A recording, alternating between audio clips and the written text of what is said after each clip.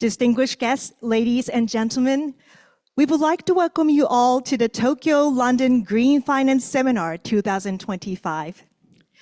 To officially open the seminar, please welcome the Honorable Koike Yuriko, Governor of Tokyo, who will deliver the opening remarks on behalf of the organizers.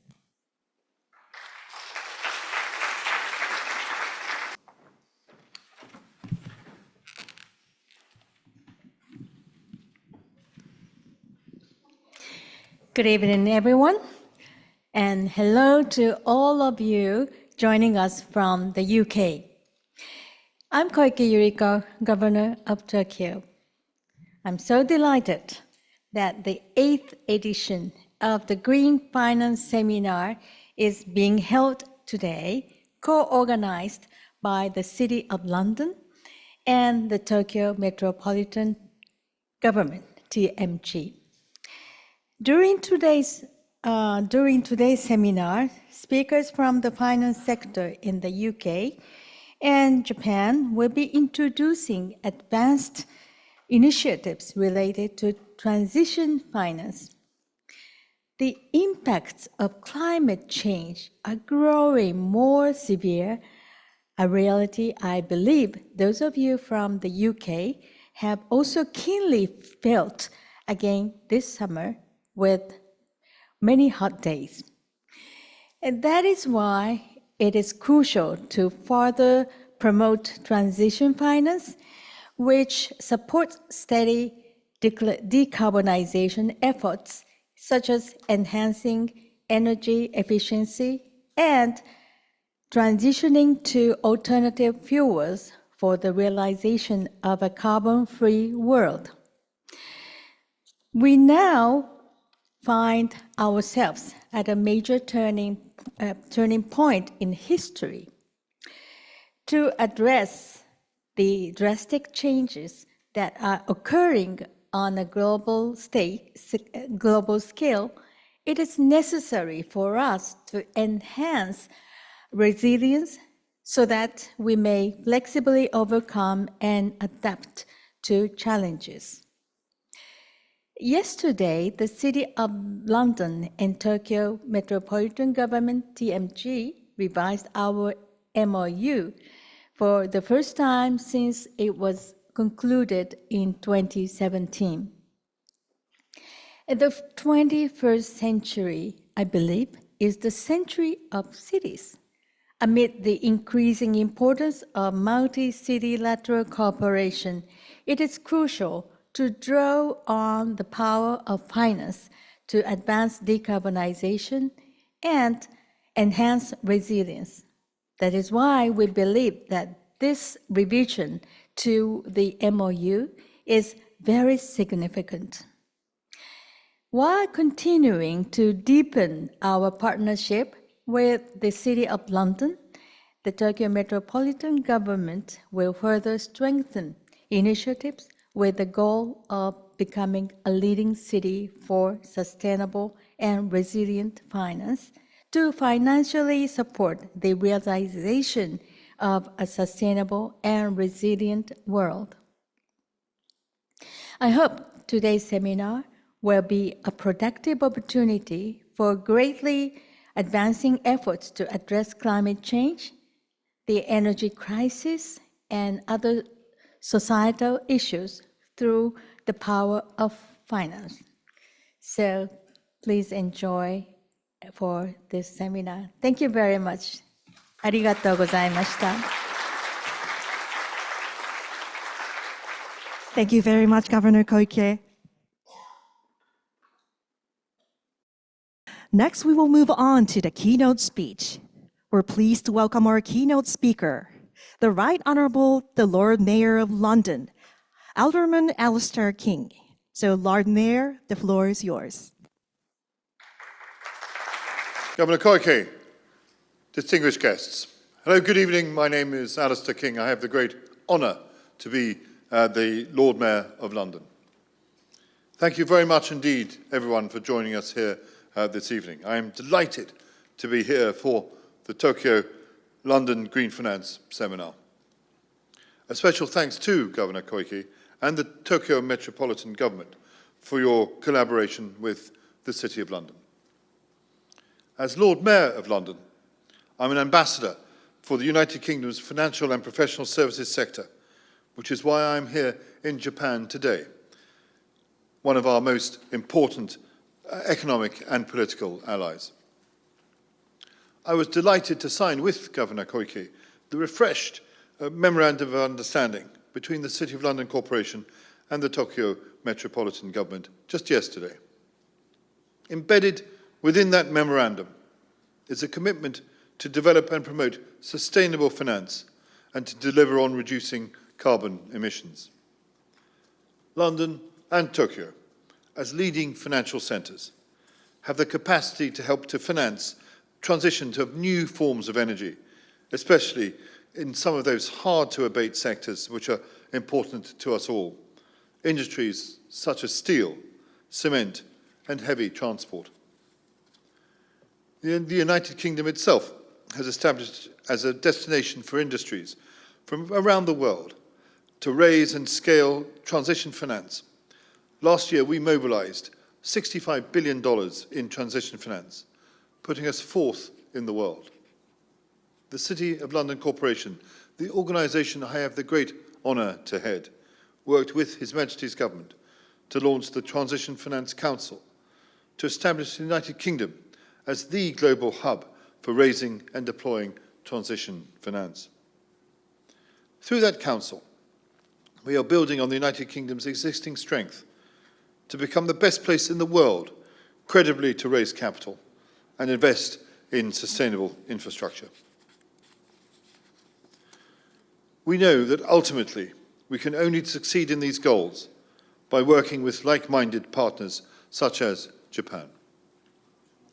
We have been impressed by Japan's ambition transition finance programs, implemented as part of its green transformation strategy. We know that the global political environment is ever more challenging, while the global environment itself becomes ever more endangered. This places an even higher degree of obligation on the United Kingdom and Japan to collaborate to tackle these global challenges, combining and connecting our financial services sector expertise, our scientific knowledge, and our technological innovation. Today's Green Finance Seminar will highlight the real economy experience of scaling transition finance, as well as exploring avenues for continued Japan-UK collaboration and opportunities for investment. We, in the City of London, hope that this initiative today and the seminar today will give us a boost for the vital collaboration between Japan and the United Kingdom and help both countries seize the economic dividends of sustainable infrastructure investment. Thank you. Arigato.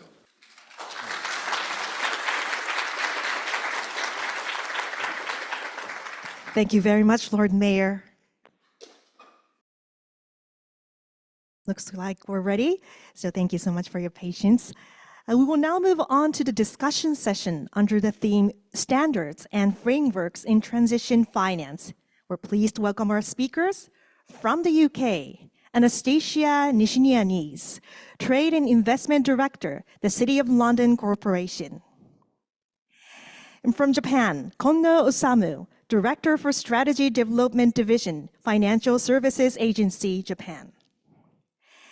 And serving as the moderator, Yamaoka Hiromi, Special Advisor for International Finance, Tokyo Metropolitan Government, Board Member and Chief Sustainability Officer, Future Corporation. And I would like to hand over to Mr. Yamaoka, the moderator for the session. So, Mr. Yamaoka, the floor thank you is very much for your kind introduction. Thank you very much. So today's topic is transition finance, which is a very important issue, both for Tokyo and London. So today, we invited distinguished panelist speakers from London and Tokyo. But before asking the panelists to speak, I'd like to briefly explain the initiatives taken by the Tokyo Metropolitan Government. So could I use this? Oh yeah, sorry. Yes, the Tokyo Metropolitan Government aims to achieve net zero CO2 emission by 2050 At the same time, with 14 million people living in Tokyo, we need to maintain the economic activity and people's living standards while aiming at net zero. So in 2021, the Tokyo Metropolitan Government published the Tokyo Green Finance Initiatives. This initiative emphasized the importance of maintaining the economic dynamism and realizing Green City Tokyo through making full use of market mechanisms. And in this context, we recognize that the development of transition finance is extremely important for achieving these goals. So indeed, the Tokyo Metropolitan Government is undertaking various initiatives to promote transition finance in Tokyo. For example, the Tokyo Metropolitan Government introduced a system or framework that subsidizes a part of the cost of utilizing transition finance and measures to encourage individual investors to participate in the transition finance market. The TMG will make every effort to develop transition finance to achieve net zero while maintaining and improving the living standards of Tokyo citizens. Now, Anna, please speak about the initiatives and policies regarding green and transition finance taken by the City of London and the UK authorities and the development in UK, please. Konnichiwa. Omaneki itadaki arigatou gozaimasu. Thank you very much, Hirami-san. So it is a pleasure to be here. I represent the City of London Corporation and here to talk about the UK and the initiatives that we're doing. In the UK, we've been in this journey for a really long time. UK have always been a leader in this space. We were first G20 country to take TCFD aligned disclosure mandatory statements across the economy. We were first jurisdiction to launch a transition plan task force to develop standards for private sector climate transition plans. Our stock exchange launched the first voluntary carbon markets designation, and they were also one of the first to launch sustainability-linked bonds as well. On the back of that, we've got a pretty dynamic industry. We have £102 billion of responsible investment funds under management, and we have over 400 funds with responsible investment characteristics. So we're really starting at a strong base. I think the reason why we're in that place is the mix of our leadership around policy, our leadership around market architecture and investment platforms. And that really stems from the fact that we have such strong financial markets already and our position as a global financial services hub. So on the back of that, the City of London Corporation have been working really closely with government, and there's three initiatives that I'd probably highlight that I think are really at the heart of the innovation and leadership in that space right now. There's some other initiatives that have been implemented in the past, but the current three, I think, the ones that are of most relevance. So first of all, the City of London Corporation were commissioned by government in 2024 to undertake a transition finance market review. And on the back of that review, we were very pleased to put forward several recommendations to government, one of which was to set up a UK Transition Finance Council, which we have since then co-launched together with the UK government, and is now really leading efforts and engaging with industry, with government and with international partners to look at how do we actually effectively implement and see through the transition to net zero. How do we channel and unlock the 6.7 trillion needed annually to facilitate a transition to net zero? There are three areas that Transition Finance Council is focusing on. So first of all, it's looking at transition finance guidelines. So obviously for investors to make decisions, they need to have confidence that entities are have credibility and they have financial viability around their transitioning strategies. So we're working with industry to develop some guidelines. They're being developed to complement standards. They're voluntary guidelines, but we think that they will really help investors assess various projects and initiatives taking place and provide that consistency and confidence that investors require to consider making investments and deploying their capital. We actually currently have consultation underway around those guidelines, and it will be open until 19th of September.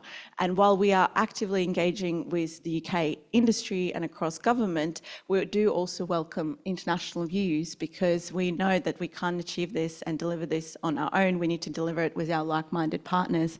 So international jurisdictions are also invited and welcome to contribute into the consultation process as well and work with us on this. The other element that the Transition Finance Council is looking at is sector transition roadmaps. There's a bit of uncertainty around some of the sectors and how do they actually, what's actually required from a technology perspective, from innovation perspective, in what order things need to happen to facilitate this transition within those sectors. So that's another area that the Transition Finance Council has been looking at, is how do they work with different sectors to develop those transition roadmaps. The consultation for that process has now closed, and the Council is now working on putting forward final recommendations around some of those roadmaps and initiatives. And a third area that the Council is looking at is how do we engage with industry and across international jurisdictions to look at various practical examples and case studies and real-world applications of transition finance across different asset classes. How do we have a really good understanding of what's already happening out there and how it can be applied across different asset classes and across different jurisdictions, and how can we raise awareness of those initiatives? So that's really exciting work that's been undertaken by Transition Finance Council, and that's been a really important initiative that we, the corporation's been driving with government. But I will also like to highlight the fact that UK government released a modern industrial strategy earlier in the year, and that's important because I think any jurisdiction that wants to not just drive transition to net zero, but really drive the innovation around their infrastructure needs to have a clear strategy which investors can look at and understand what are the ambitions of that jurisdiction, where it's heading, and that will give them insights into where and how they might want to deploy their capital. So our modern industrial strategy looks at different sectors, but obviously several of them do have that lens of sustainability, and there's call within that strategy for sectors to think about what sort of transition plans they need to develop to help them develop their sectors and industries in a responsible way. And it also looks at how we can use government funds to crowd in some finance. So it looks at how we can utilise National Wealth Fund as well as other mechanisms to inject public capital to crowd in private capital into those opportunities. And on that point, the final thing that I would say, something that the corporation's been really driving, and our Lord Mayor has been driving during his mayoralty this year, is how do we mobilise domestic capital? How do we mobilise domestic UK capital into alternative assets? And a lot of that obviously plays into the transition finance space. And how do we use that domestic capital to work with international partners to co-invest into transition, not just in the UK, but also with our like-minded partners and internationally. So they're probably the three top areas that we're really focusing on at the moment that I wanted to highlight. So thank you. Yeah, thank you, Anna. I remember that Mr. Mark Carney, who was at that time the governor of the Bank of England, played a leading role in introducing TCFD as a chairperson of the FSB. And I understand that London and the UK always played the leading roles in promoting transition finance. Thank you very much. And then, Kono-san, now please allow me to ask Kono-san the same question. What is important for the development of transition finance? And actually, the initiatives and policies regarding green and transition finance taken by the Financial Services Agency and Japanese authorities, please.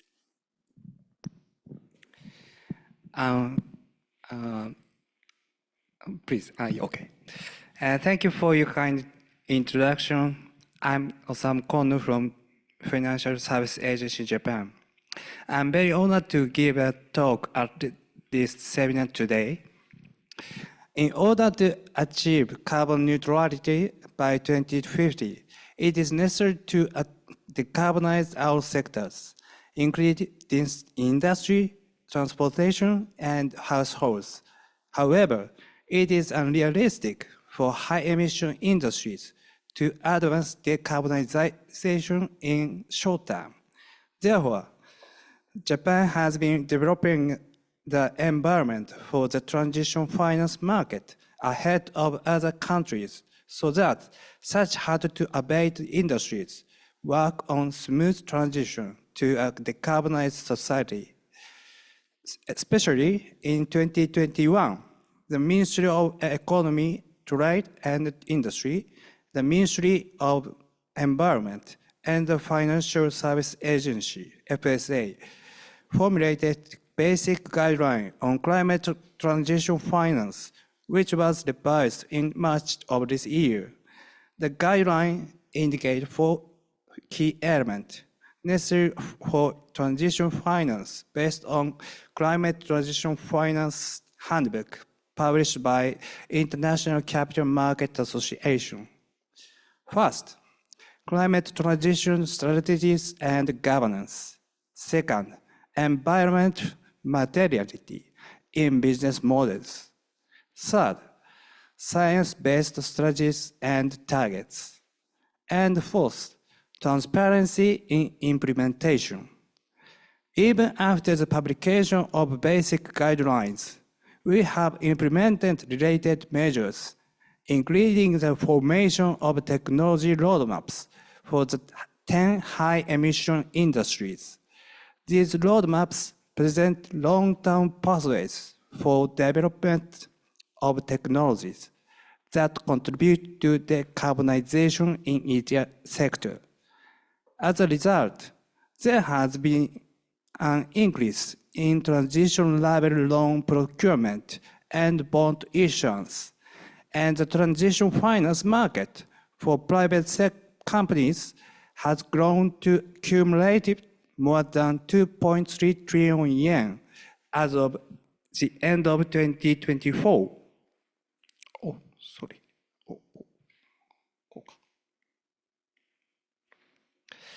Furthermore, the government of Japan plans to mobilize over 150 trillion yen in public and private investment in green transformation over the next 10 years from 2023 and decided to provide 20 trillion yen as upfront investment support to achieve this.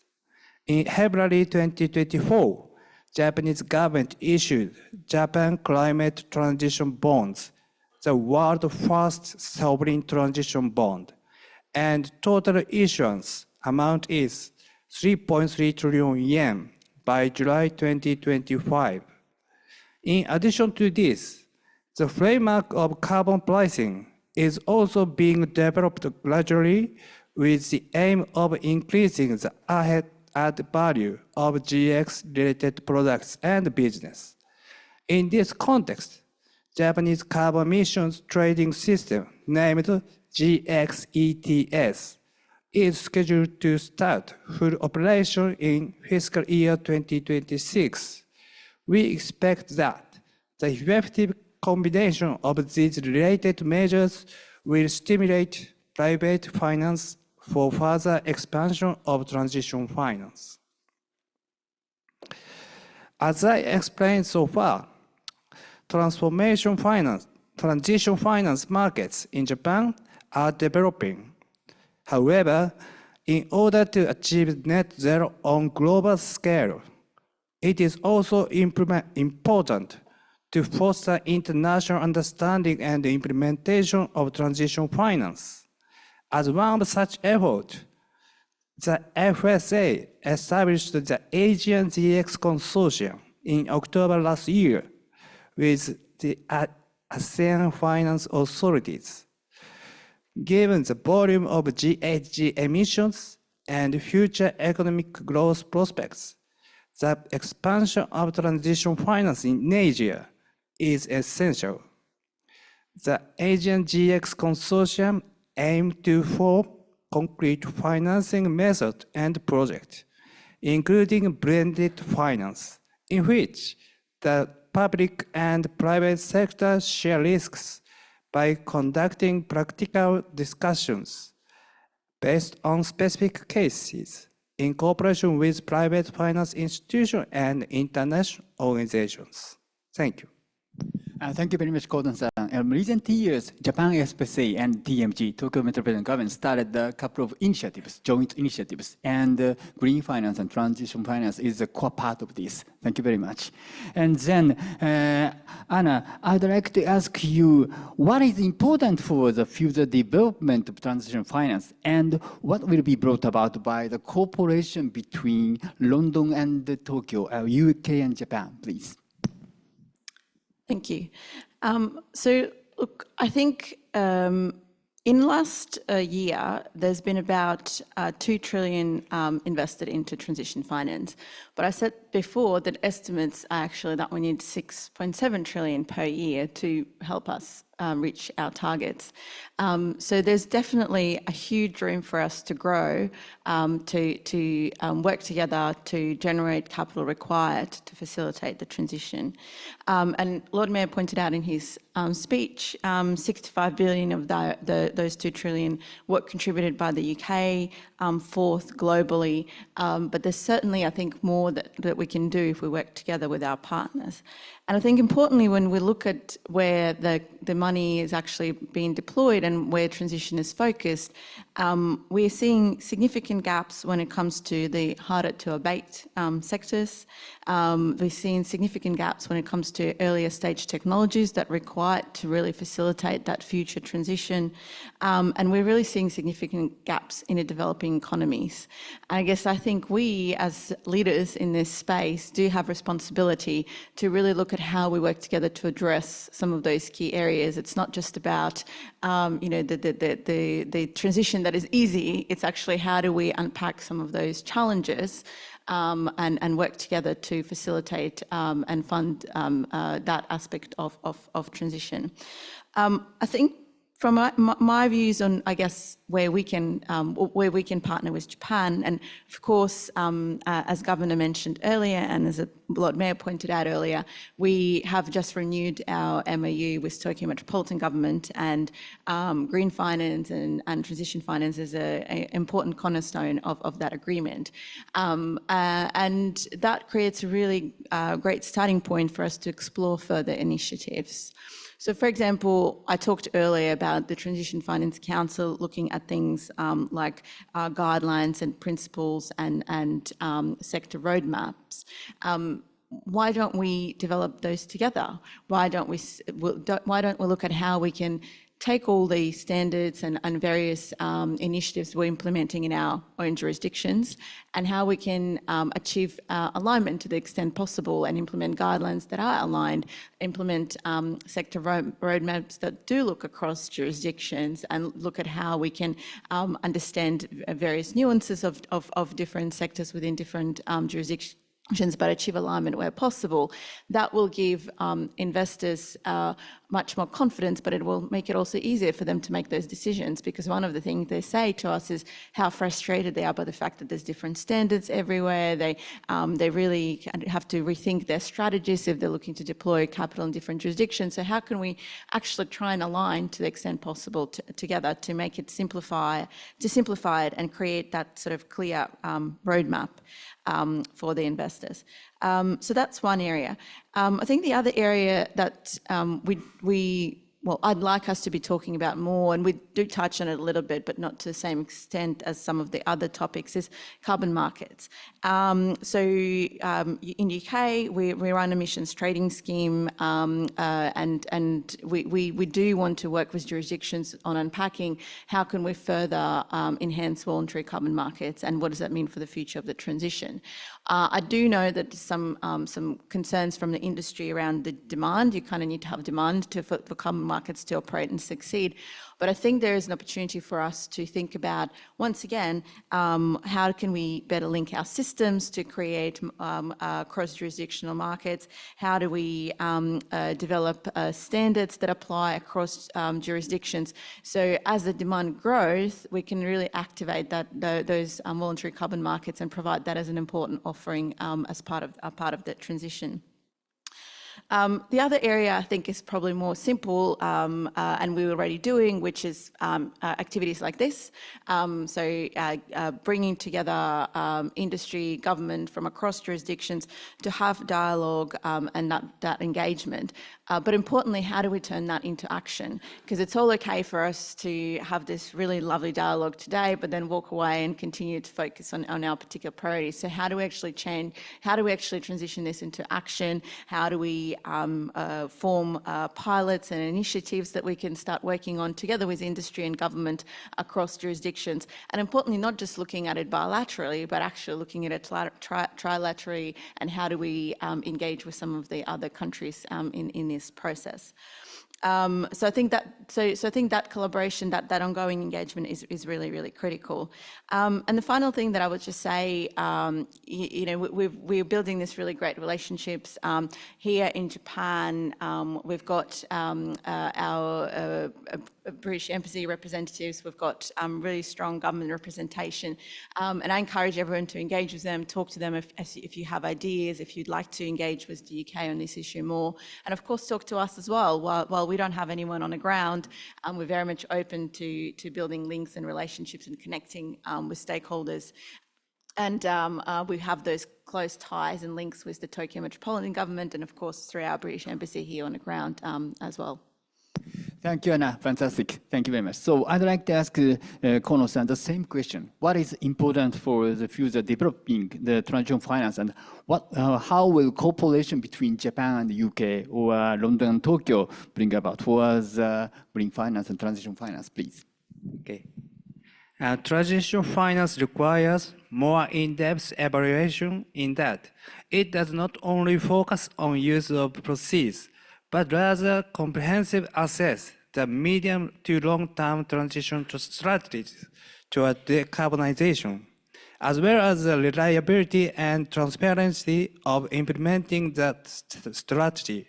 In addition, transition finance is highly individualized for each case, as the eligibility for transition can vary depending on the individual industrial and regional characteristics of each company and the transition pathway and current stage.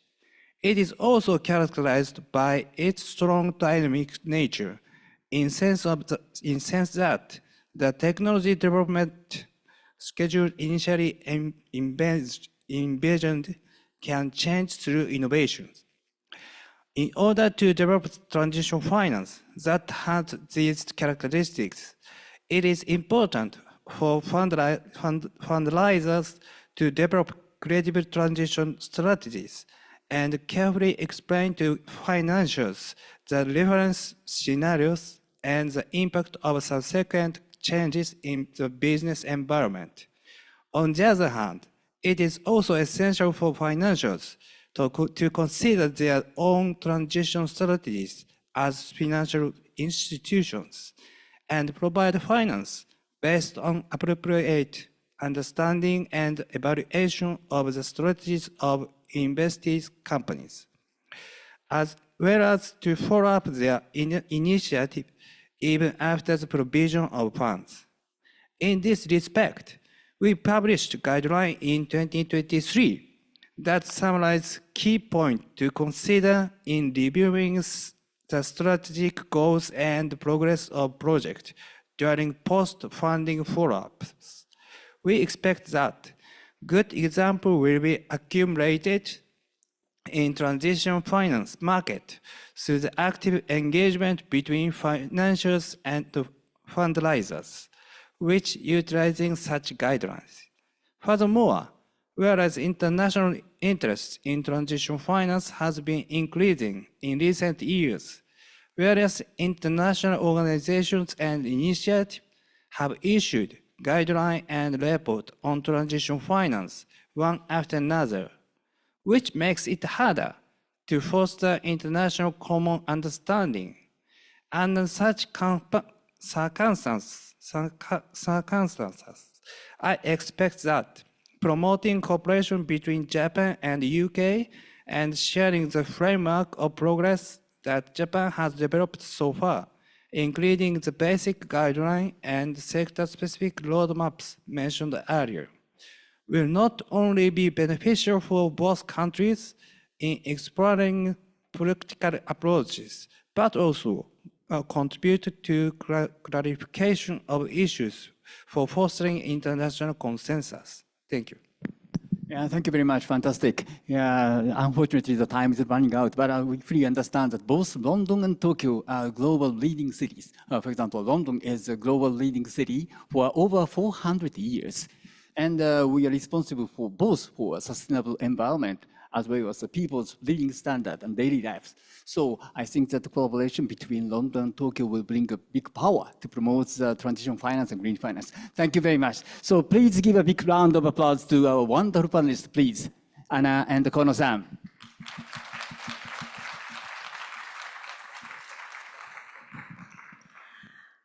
All right, thank you very much to all the speakers for the grateful discussion. So please join me in giving them another round of applause. Thank you very much.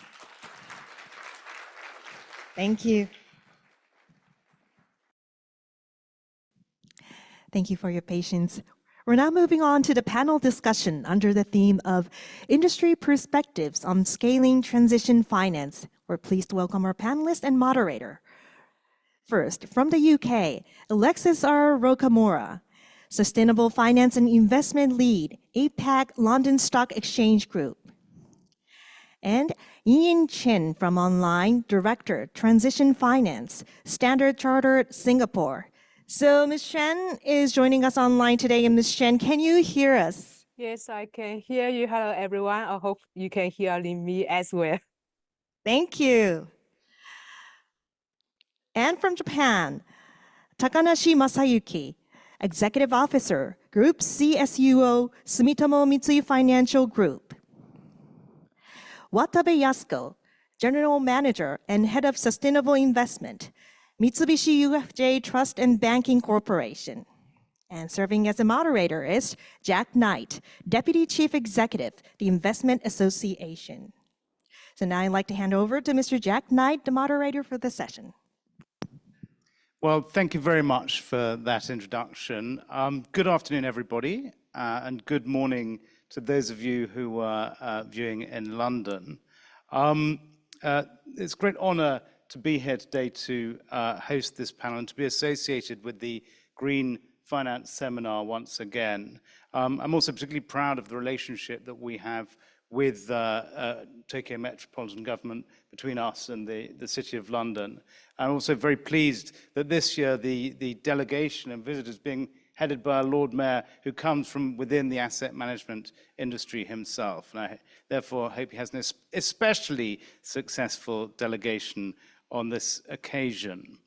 What we're going to talk about this afternoon is the practical level of scaling transition finance. So to get an industry perspective, to look at what the opportunities are, what the challenges are, what the scope is for collaboration, and how we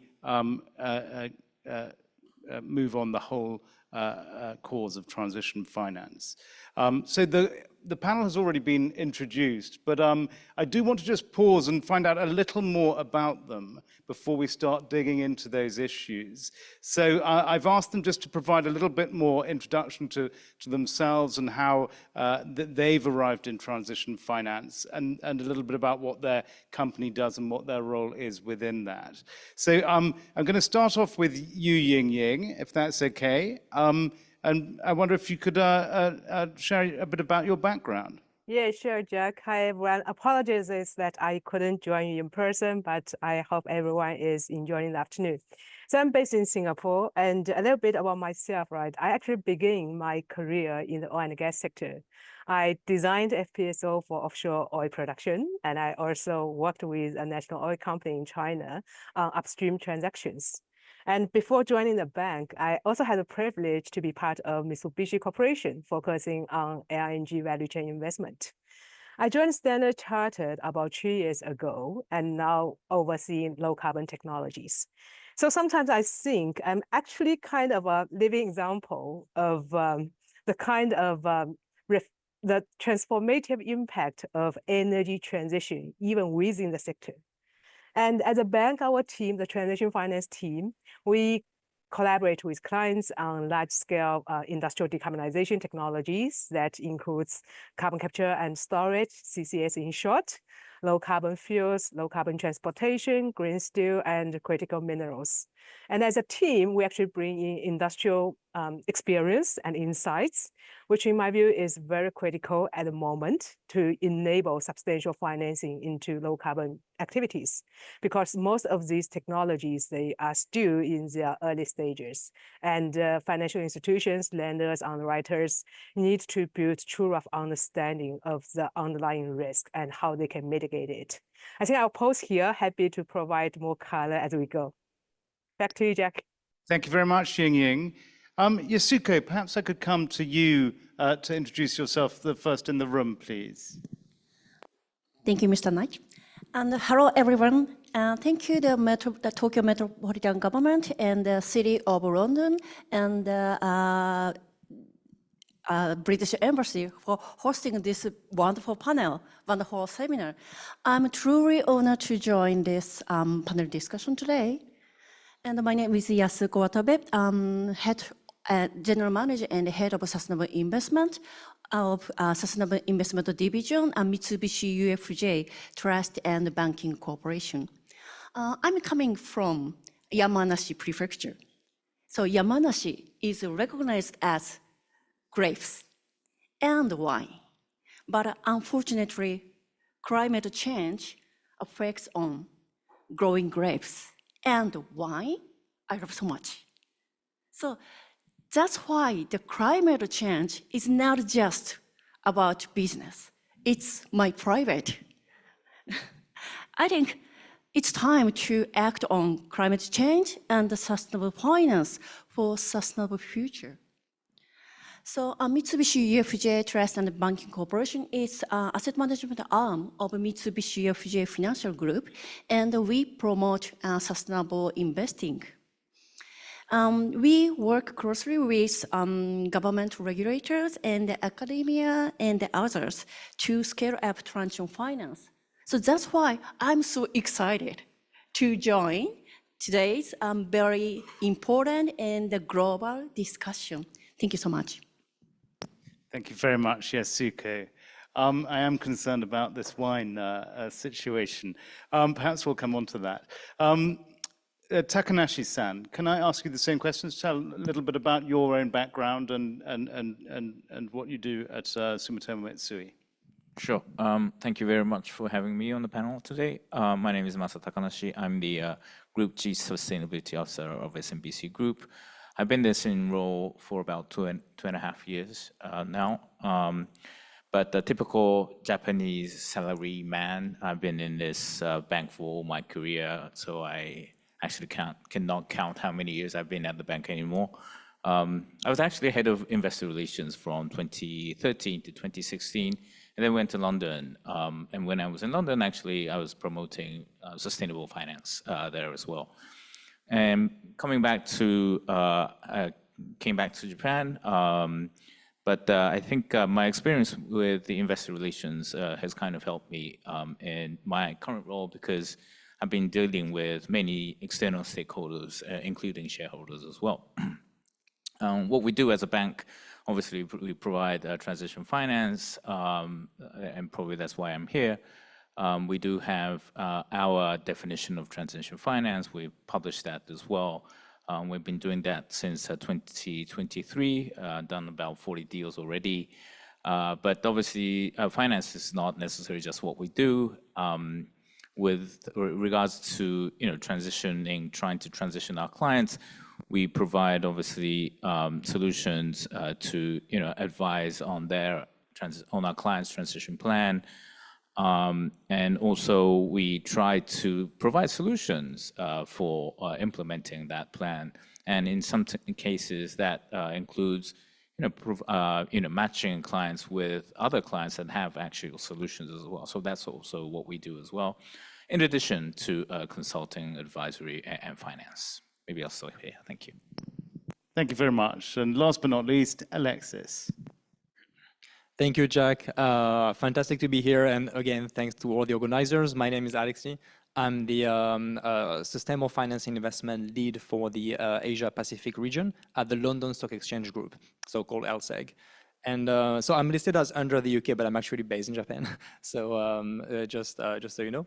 And so how did I come into transition finance? Well, a bit like everybody, I didn't really plan for it. I started my career in Japan like 10, 11 years ago, first working on policy research with ministries of environment, METI and the JICA and others, then moving on to corporate consulting, and I ended up in LSEG 3.5 years ago.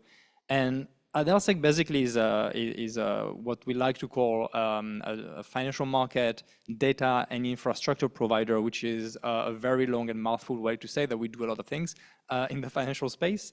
We have three main divisions. So the markets division, which is where we have the London Stock Exchange itself, which I think is one, if not the oldest stock exchange in the world with a 400 years history. We have our index arm with FTSE Russell, which is one of the leading providers of benchmarks and indices with, I think, something around $20 trillion tracking those indexes in the world of assets tracking those indexes.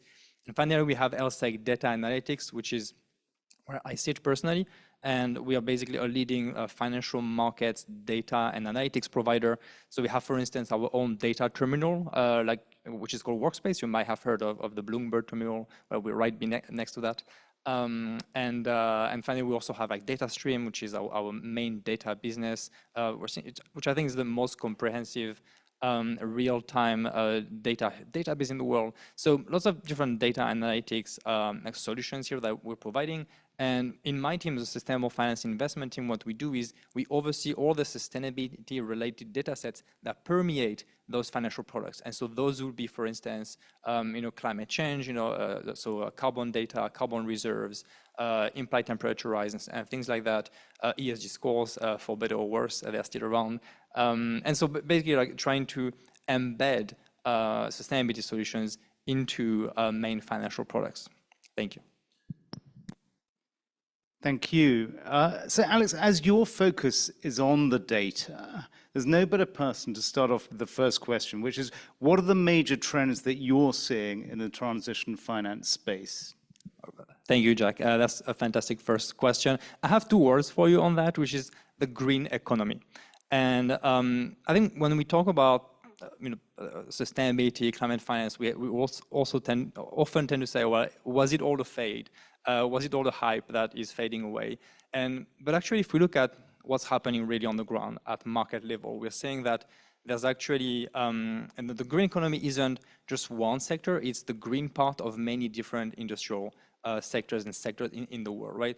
And so at LSEG, we're compiling data for 20,000 companies on their green product and services that they are generating.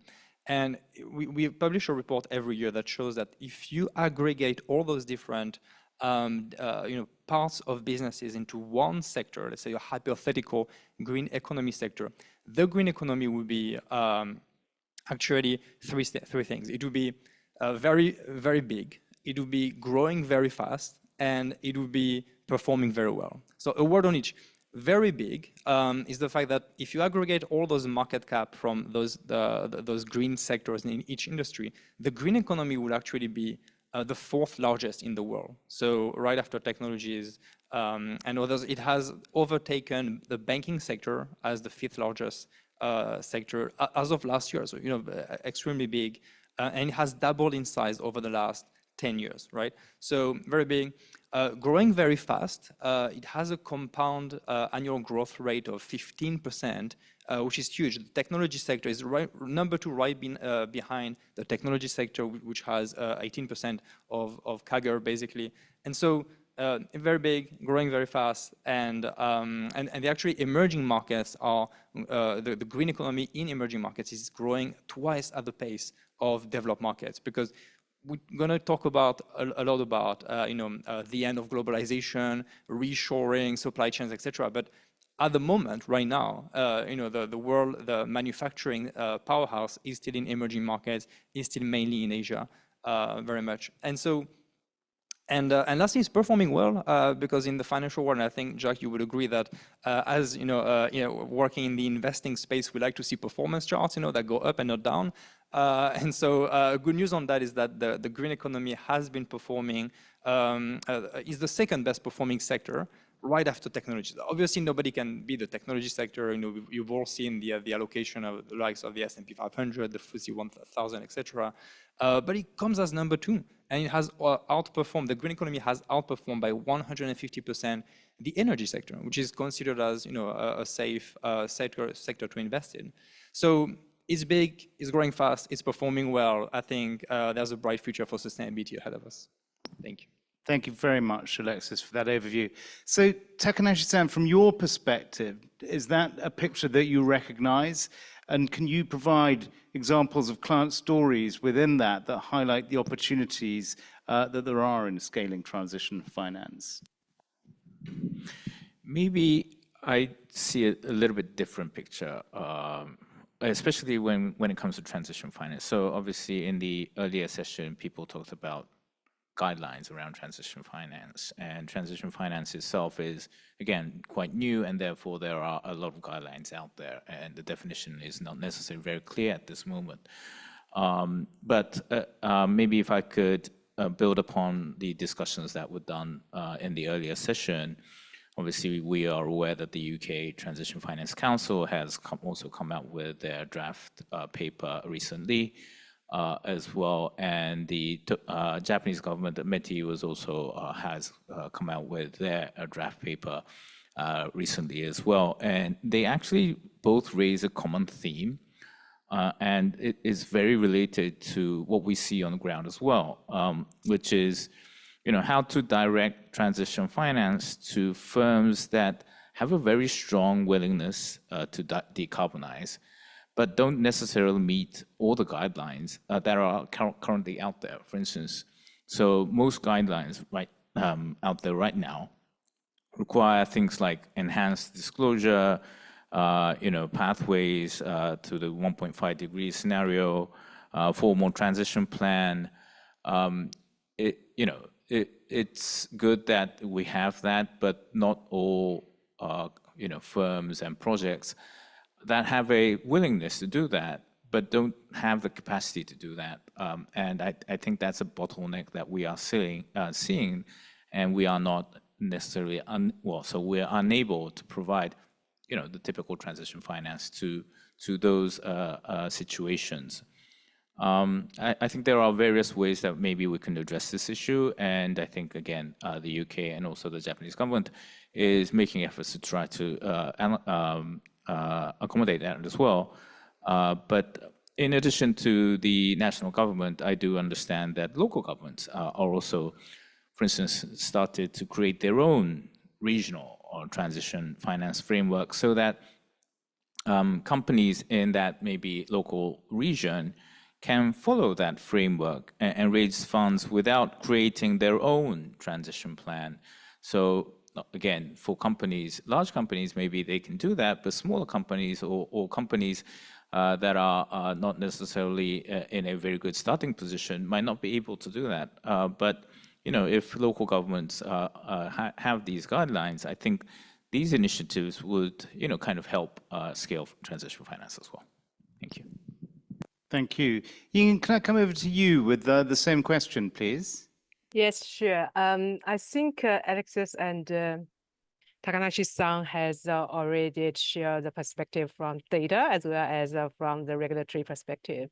I can perhaps share something from what we see in the market, especially from the industrial side.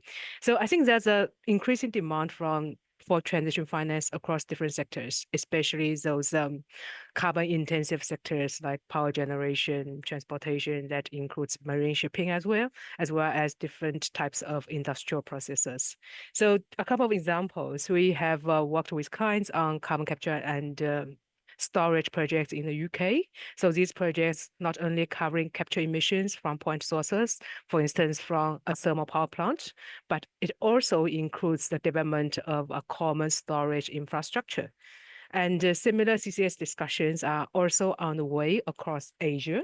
That includes Japan and Singapore. So Asian countries are actually exploring a cross-border CCS value chain with a CO2 shipping perspective.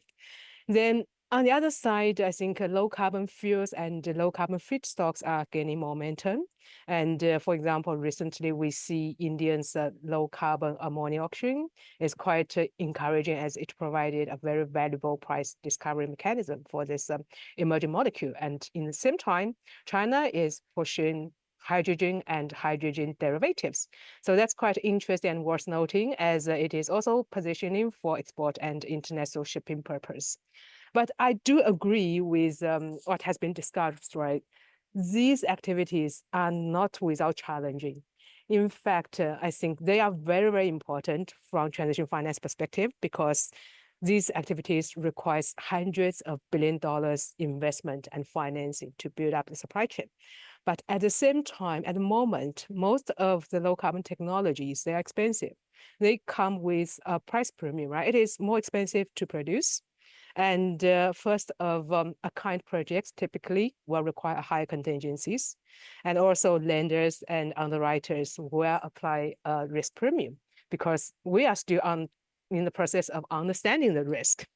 So I think it more makes financing very challenging. And here I do see that there's a vital role that regulations, frameworks can play here as well. I think the expectation is that all these technologies we're talking about today, the price should come down over time as we get more and more sophisticated with the markets, with the technology itself. I think we have seen the learning curve for solar panel already. So I take a pause here. But I think that hopefully that provides some color on what we see the opportunities and the challenges in the market. Thank you very much, Ying. So while we're on the subject of the challenges, Yasuko, what do you see as some of the main structural or other barriers to scaling transition finance from your perspective? Yes, sure. Recently, Japanese government issued a new strategic plans for GX, green transformation, including the GX 2040 vision and the 7th strategic energy plan, and Japan's NDC. I expect Japanese Japanese companies will develop their transition plan based on these strategic plans, and which will increase their demands, their needs for transition finance across the industry in Japan. We, of course, as asset management company, we can play a key role to providing the funds needed for this transition financing to the industry in Japan. But in fact, the opportunity is very huge. According to Bloomberg, new energy finance, global investment in the energy transition exceeded $2 trillion for the first time in 2024. This shows just how much capital is flowing in this area. But again, we face challenges. It's very difficult to promote transition finance because of no clear and consistent ways to measure a company's progress.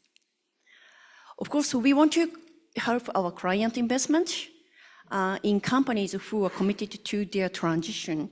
And further, we want to help our client investment, especially to heavy industries which need a lot of long-term funds for their sustainable future, for their sustainability. But again, we need clear and consistent way to measure how the companies progress on their transition. So, for example, if we would decided whether to invest, we want to assess how a company adopts transition technologies. But without clear metrics, we cannot assess such kind of technologies. It's very, very difficult challenge. To solve this, we collaborate with academia, like Hokkaido University and the Cambridge University. Together, we develop a way to assess transition technologies and monitor companies' progress to meet their transition goals. Thank you. Thank you very much, Jessica. Before we move on to more thoughts on collaborations, a lot of the answers seem to be, a lot of thoughts there, it all comes down to the data and measuring. Do you have any thoughts, optimistic thoughts on that situation? Thank you, Jack, and I'm happy to be the optimistic idiot in the village here, because I've been in the sustainability space for the past, 14, 15 years, and kind of always those discussions come back to the same culprits, like lack of standardization, lack of regulations, uncertainty over what does, good mean in this space. And, at some point, it's always like we blame the data, we blame the regulator, and we're all asking also, what do we do? Do we just go home and invest in AI projects and close shop on the sustainability front? And it's not going to get better. I think there's going to be lots of regulations, lots of the ISSB has been adopted last year. There's going to be lots of regulations about what investments are needed, what taxonomies are needed, etc. But none of that will produce tangible results within the time frame that science is mandating us to produce results in, which is ASAP, right? So I think one of the key things I would say is that we need to encourage market participants and companies to focus on what is material, focus on what matters, kind of forget all the noise. Well, now regulations are coming, so you have to comply, I guess, but forget all that noise and just look at what is material for your business. Where is your impact? Where can you make a substantial and meaningful change to the world? And from a data perspective, for instance, we've evaluated a lot. We work a lot with the Transition Pathway Initiative, the TPI, which is a UK-based investor-led, asset owner-led, investor initiative on transition finance. And we provide the management quality score for them. So that's it's a score of the quality of companies' climate management. And what we found is that of the nearly half of FTSE All-World constituents, so that's our broad market index, nearly half of them are stuck between score 0 and 2 out of 5.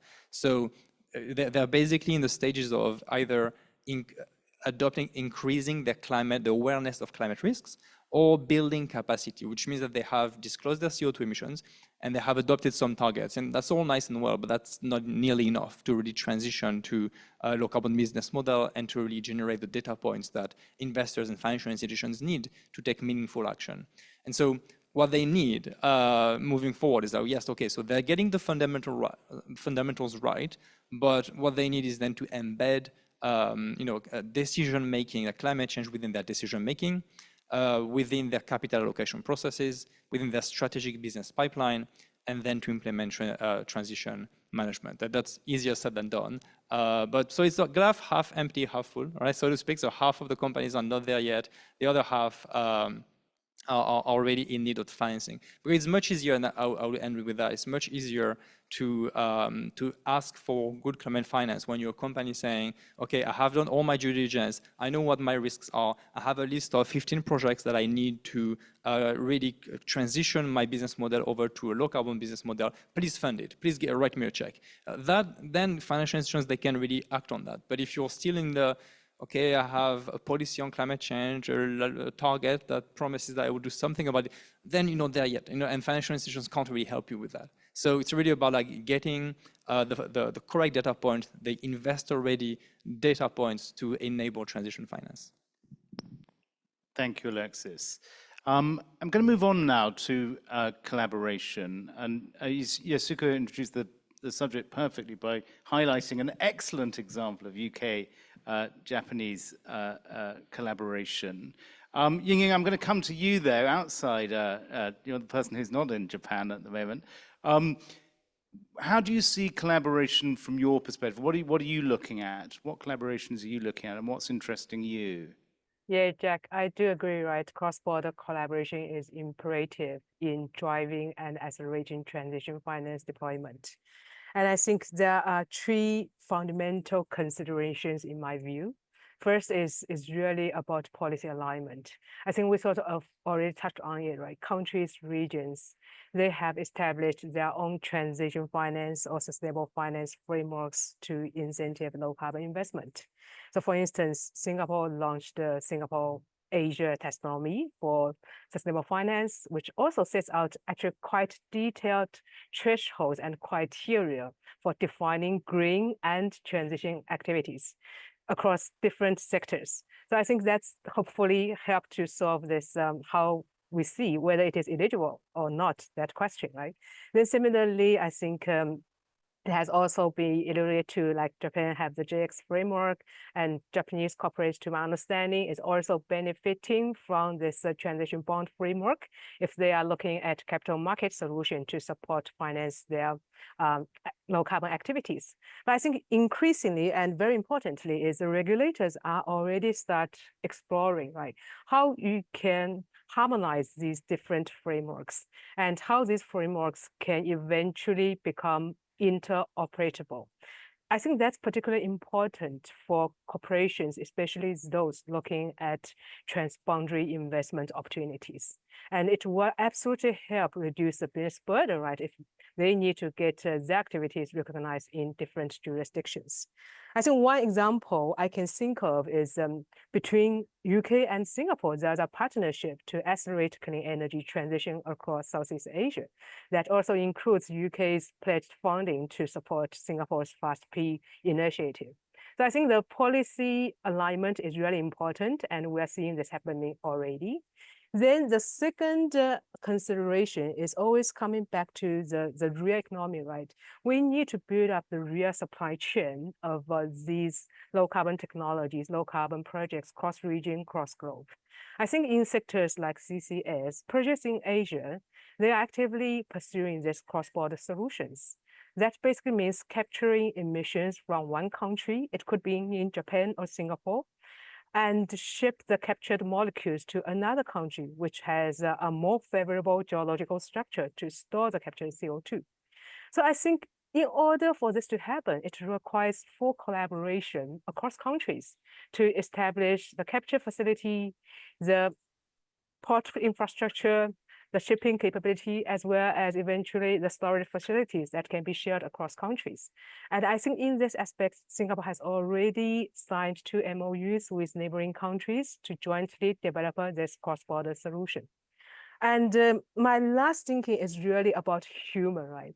We need to come together, collaborate, sharing knowledge, and innovate technologies together.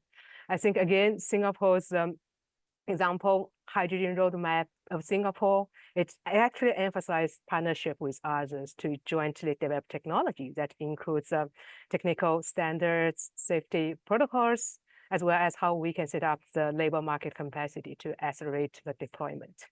I think I'll take a pause here. Back to you, Jack. Thank you, Ying-Ying.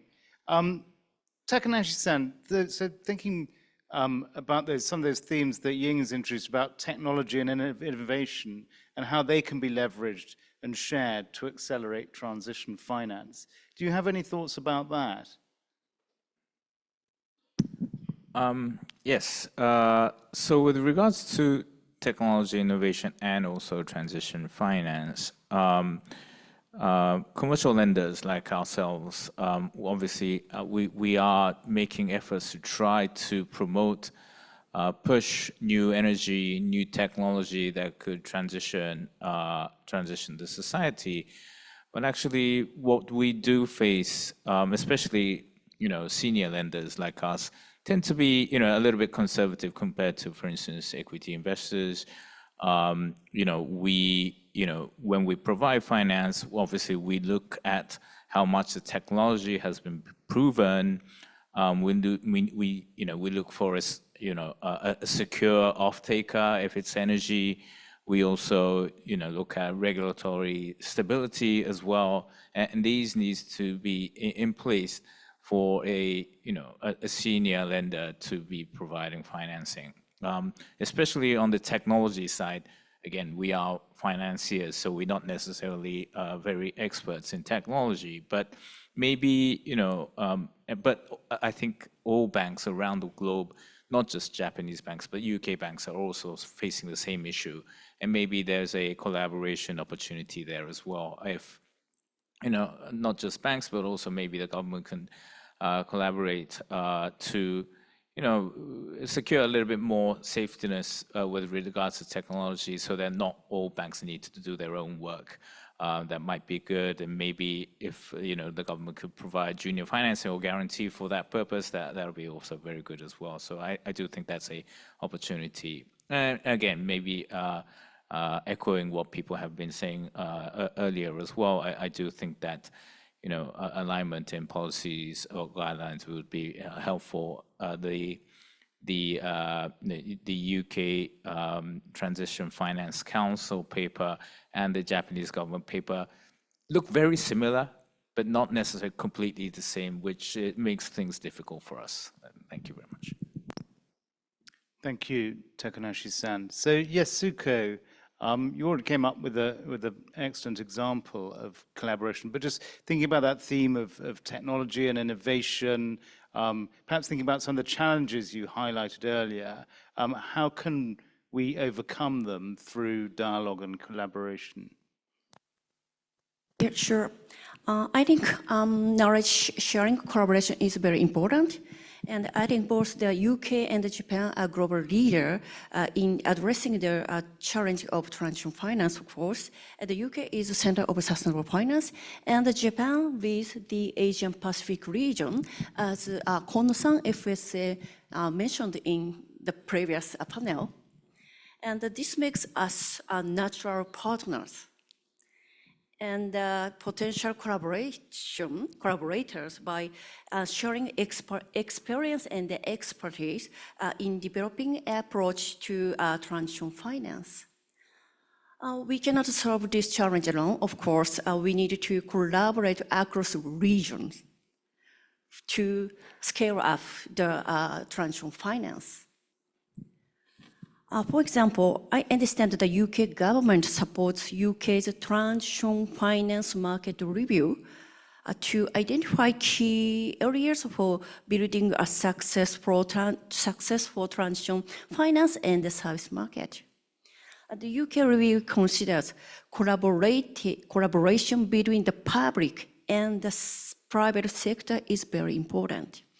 I agree that, and the government set the policy and the regulatory context, while the private sector, like us, provides the capital and the innovation.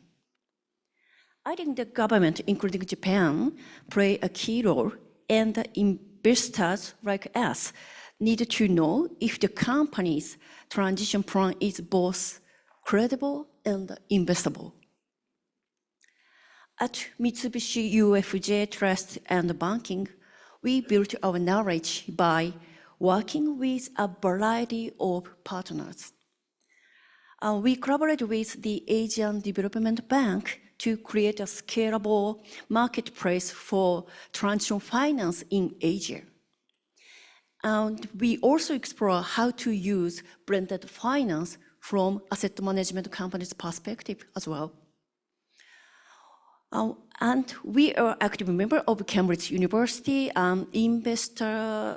Investment Leaders Group, and which provides information and support on developing regulations and the industry best practices.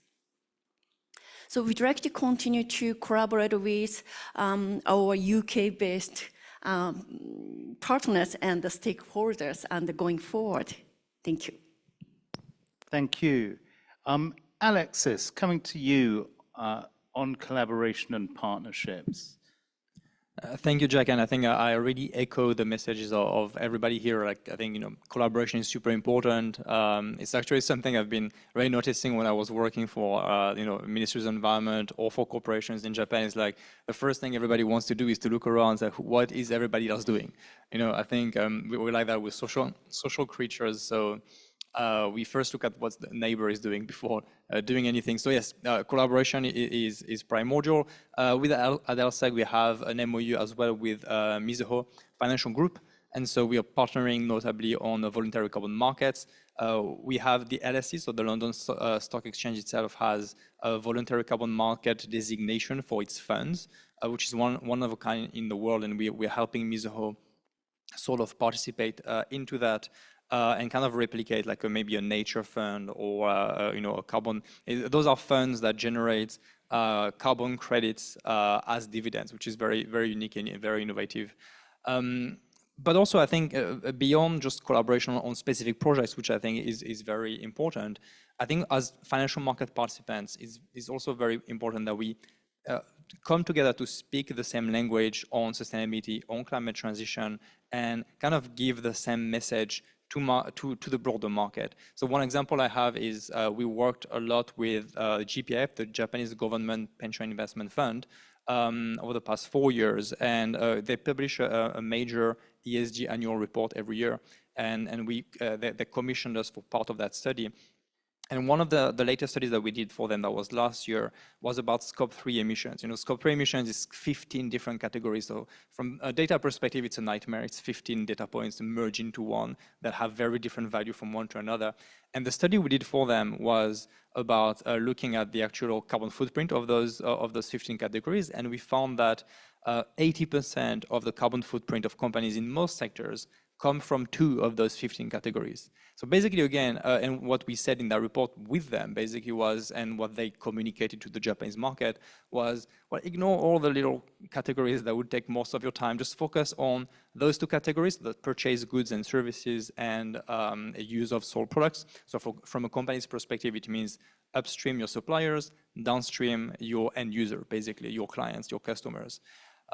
Because everything else is just noise and just adds noise to the data and doesn't really help us. And so, and from an investor's perspective, you know, like the volatility in the data, noise in the data really prevents you from integrating, you know, all these data points into your portfolio management. So our message to investors was also, we're just focus on those material Scope 3 disclosures to have a whole 360 carbon and climate management portfolio construction.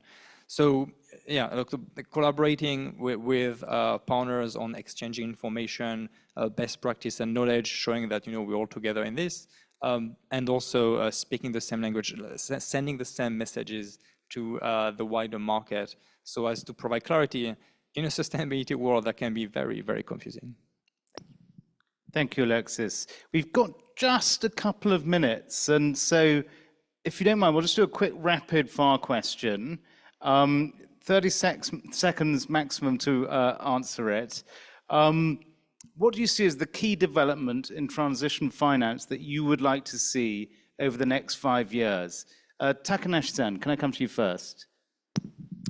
I don't actually think that finance is the issue. I think, well, we need financial viable projects, and therefore to have that, we do think that we need more public recognition of there's a cost for transition, and also you know, pricing of carbon as well.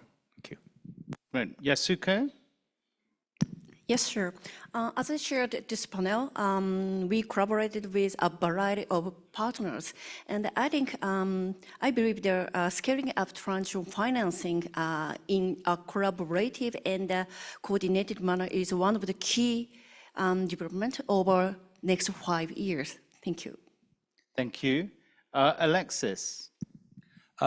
Make green the new normal is what I would like to see, and what I think we can expect to see. Green investments in new technologies and existing technologies is going to bring us from brown to green.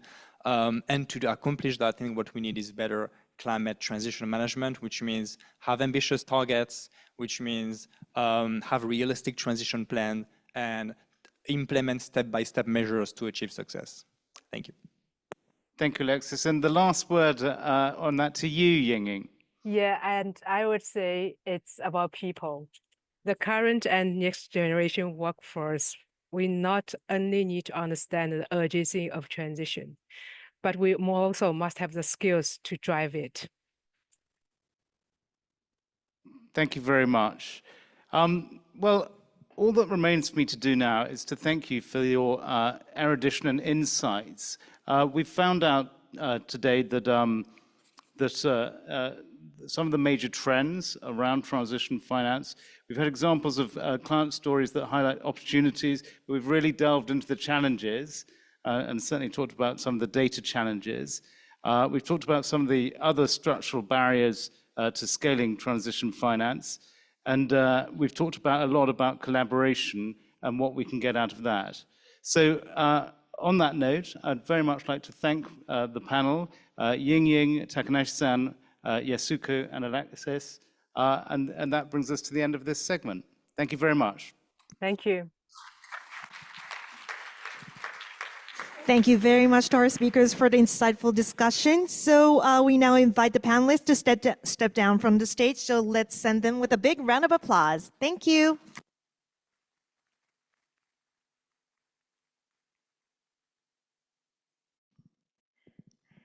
Thanks for your patience. We're now pleased to hear case studies from 3 companies engaged in green finance. So please welcome our first company. Alice Morgan, she's the head of Client Solutions, Japan, Australia, and New Zealand, Stafford Capital Partners. So Ms. Morgan, over to you. Thank you, and konnichiwa.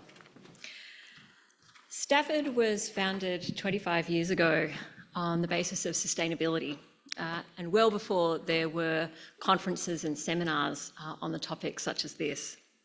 We began as a commercial forestry company in Sydney, Australia, and we're now headquartered in London and one of the largest forestry investors in the world.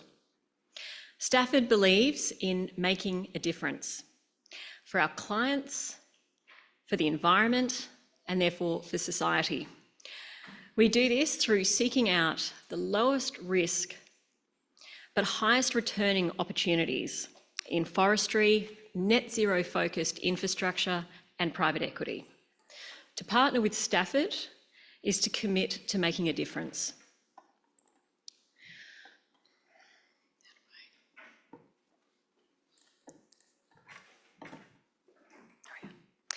So whether it's in commercial forestry plantations in New Zealand, like this one, which is larger in landmass than the size of Tokyo City, or planting natural forests in Brazil, Stafford is focused on sustainability as a way to build long-term value creation. Healthy environments grow strong trees and resilient returns. In total, Stafford has 7.7 million acres of forests around the world. Around a third of that land is set aside for nature, and we store 314 million tonnes of carbon. That's 6 times the annual emissions of Tokyo City. Climate change is an urgent problem, and we know we must do more. So we're now planting new forests in our carbon fund, and this is providing investors not only the opportunity for natural returns, but high integrity carbon credits and impact. In infrastructure, we know that the energy transition is a key part of climate change action. Our Repowering Renewables Fund is upgrading older wind and solar assets. In this project here in northern Italy, we increased the power output by 70% by replacing the older technology with new technology. That's powering an additional 80% of homes and doubling returns for investors. Making a difference for our clients, the environment, and society. Stafford is a proud partner and contributor to leading climate and sustainability initiatives, because as we heard just previously, collaboration and people is key to making the change happen. Working together, we can all achieve more. And cool investments today means we can stop Tokyo's next record summer. We'd appreciate the opportunity to speak with you further about our strategies in forestry, carbon, renewable energy, and sustainable infrastructure.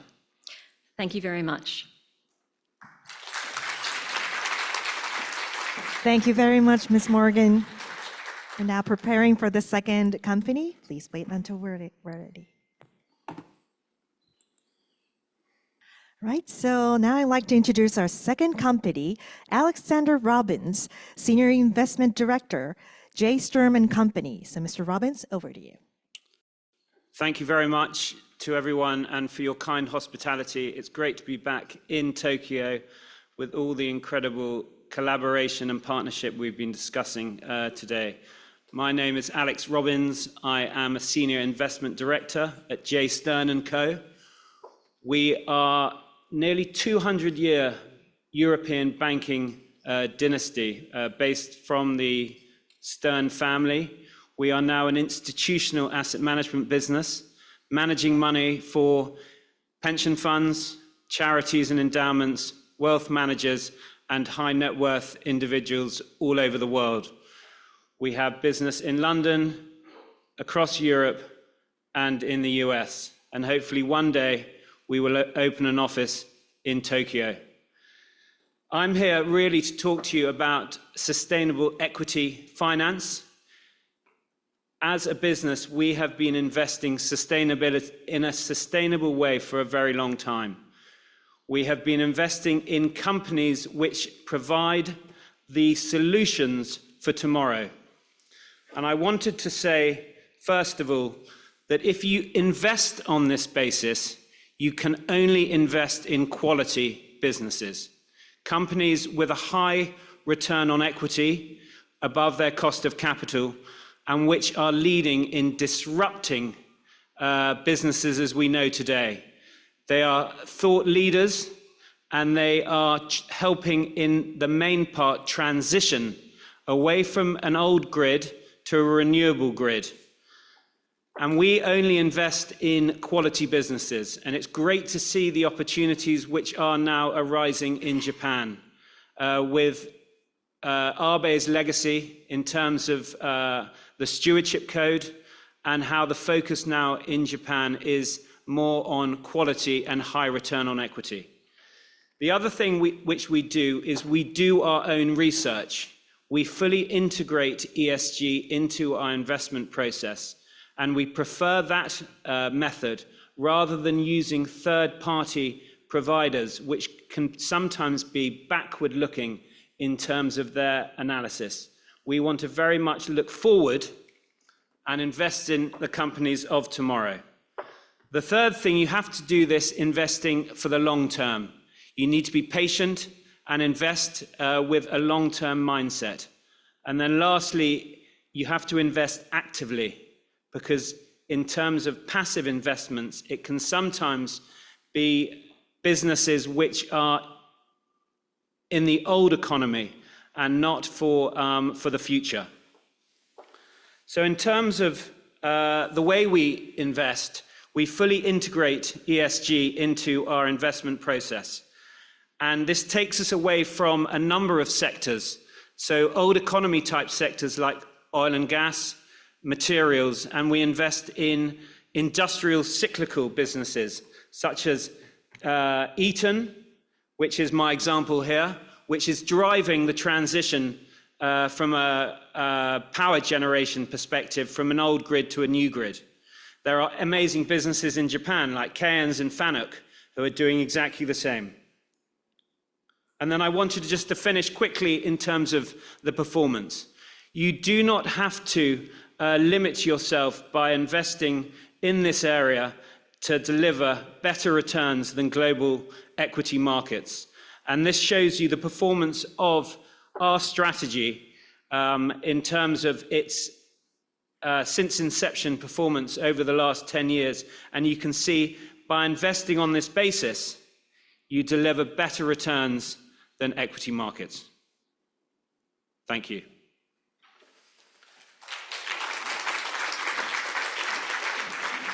Thank you very much, Mr. Robbins. Okay, so now we will hear the final case study. Please welcome Yamasaki Toma, and he's the CEO of E- Company Limited. Mr. Yamasaki, over to you. Thank you. Good afternoon, everyone. It is a great honor to be here at the Tokyo London Green Finance Seminar 2025. My name is Toma Yamasaki, and I am the CEO of E-. This afternoon, I am delighted to share with you our path in leading the transition to carbon neutral, especially our work with financial institutions. E- is a climate tech startup established in 2022 with one clear mission: to accelerate the transition to decarbonization. We recognize that climate change requires a fundamental transformation across all industries. This is not a challenge exclusive to large corporations. Companies of all sizes must address this as a core responsibility. And we provide the crucial solutions to guide them on this path. To achieve this mission, we provide comprehensive support through a four-step process. First, visualization of emissions. Second, reporting. Third, strategic emission reduction. And finally, transparent information disclosure. While our technology is powerful, our greatest strength is our dedicated consulting team. They work closely with each client, providing expert support for calculation, disclosure, and GHG reduction strategies. Now, I would like to focus on our most valued partners. We are proud to be the most chosen company by financial institutions. With a network of 220 partners across Japan. We believe that financial institutions play an extremely important role in making sure companies are not left behind. This is particularly critical for small and medium-sized enterprises, which account for 99% of all companies in Japan. Together, we support SME clients with everything from visualizing GHG emissions to setting goals aligned with the SBT and planning actions to achieve them. One of our most important collaborations is the Green Finance Framework for SMEs. Historically, green finance has been a solution mainly for large companies. However, green finance is essential for SMEs to incentivize action and provide capital necessary for the transition. In this model, the borrower sets a target to reduce their GHG emissions, and the financial institutions offer preferential interest rates as long as the target is met. E- provides the crucial GHG emission monitoring and the consultation needed to achieve the target. This creates a powerful, transparent, and effective system for driving real change among SMEs. Achieving a carbon neutral society cannot be met by any single party. Through our vast partnership network with financial institutions and our work with local governments, E- has grown to serve as a central hub for various stakeholders committed to this global goal. We will continue to grow this network effect to lead and accelerate the transition to sustainable society. And we invite you to join us in this challenge. Thank you very much. Thank you very much, Mr. Yamasaki. They were truly insightful. Thank you once again to all the speakers. Let's send them another big round of applause. Thank you.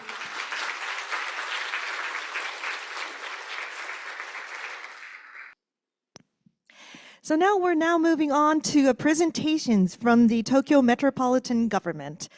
Please welcome Muramoto Kazuhiro, Senior Director of Comprehensive Global Financial City Strategy, Assigned Operations for Bureau of Industrial and Labor Affairs, Tokyo Metropolitan Government. So, Mr. Muramoto, if you please. 皆さんこんにちは。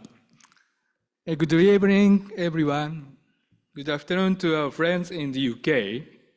My name is Muramoto Kazuhiro, and I am the Senior Director and Comprehensive Global Finance City Strategy Assigned Operations for Bureau of Industrial and Labor Affairs.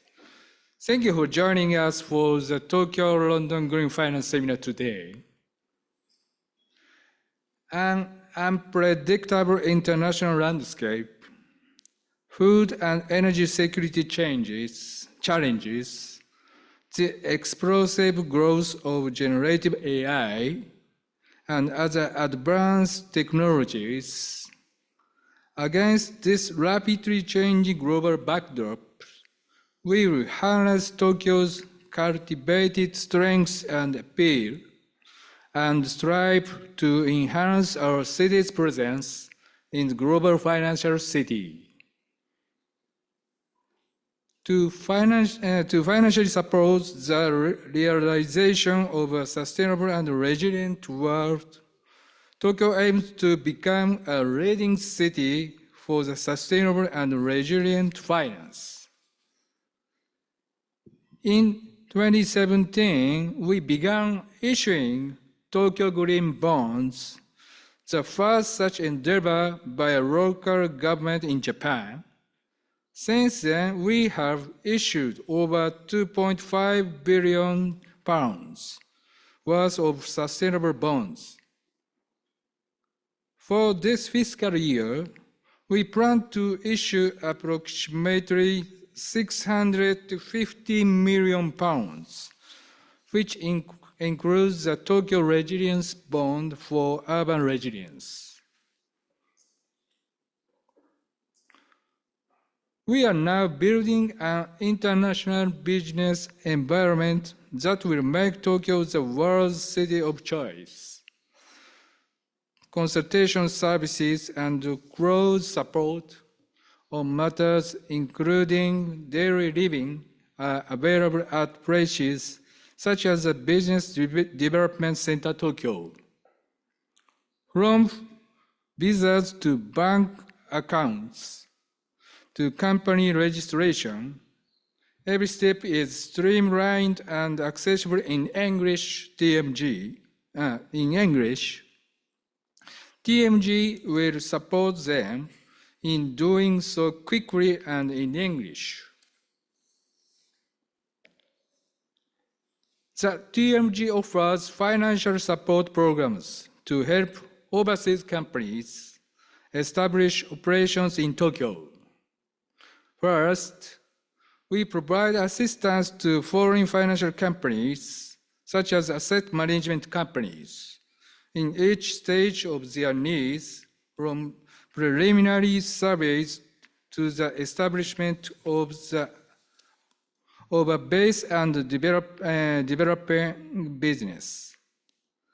Specifically, the assistance includes support for temporary stays for surveys and other purposes in preparation for expanding their business into Tokyo, as well as for expenses required to establish a new base and develop the business, such as fees incurred in consultation with experts, office rent, and personnel recruitment costs. Furthermore, intensive support is also provided to foreign companies with advanced technological capabilities in the green transformation sector. In addition to subsidizing expenses such as consulting fees, personnel costs, and purchase costs, of equipment and fixtures. Comprehensive support is provided over the 4 years, including support with public relations activities and business matching. Fueled by expectations that Tokyo is safe, amazing, and fascinating, we will drive challenges to create a brighter future. Thank you very much.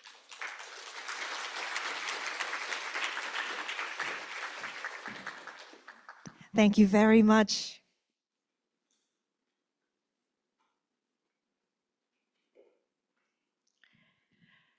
All right, so distinguished guests, ladies and gentlemen, thank you once again for joining us today. And this concludes our program. Now, to close the seminar, we invite Her Excellency Ms. Julia Longbottom, British Ambassador to Japan, to the stage to deliver the closing remarks.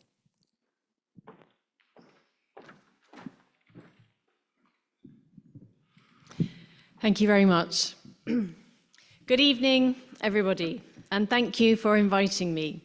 I'm delighted that the British Embassy in Tokyo has again partnered with the Tokyo Metropolitan Government and the City of London Corporation to support this edition of the Tokyo-London Green Finance Seminar 2025. I hope you all had a good afternoon, or a good morning for those online at the UK end. It's been a privilege to witness the continued collaboration between Tokyo and London. Today, more than ever, it's important that like-minded partners like Japan and the UK can find ways of tackling shared global challenges, including delivering a green transition. We must also continue to improve our people-to-people links, and this seminar today is just one demonstration of how we can do this. Yesterday's renewal of the Memorandum of Understanding between the Tokyo Metropolitan Government and the City of London, too, is an important milestone for ensuring we can continue the collaboration between Tokyo and London on green finance and financial services more broadly. In July, the UK government restated its commitment to maintaining the UK's position as a global leader in sustainable finance as part of its financial services growth and competitiveness strategy. To mention just one area of focus for the UK, we are currently consulting on how to mandate UK regulated financial institutions to develop credible transition plans that align with the Paris Agreement. This is in recognition of the fact that the net zero transition is a key economic opportunity, an assessment that we share with Japan. The UK and Japan, home to globally leading financial centres, wield an outsized role in driving a green transition and ensuring our two countries can reap the economic benefits too. So I'd like to thank today's panel members for offering their views on how we can make this a reality. And whether you've joined online or in the venue today, thank you too for your participation. I look forward to continuing our work on how we further accelerate our transition to net zero. Thank you very much and have a good evening. Thank you very much, Ambassador Longbottom. We have now come to the end of the Tokyo-London Green Finance Seminar 2025.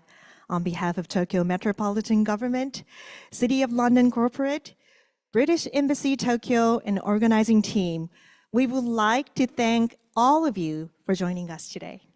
ありがとうございます。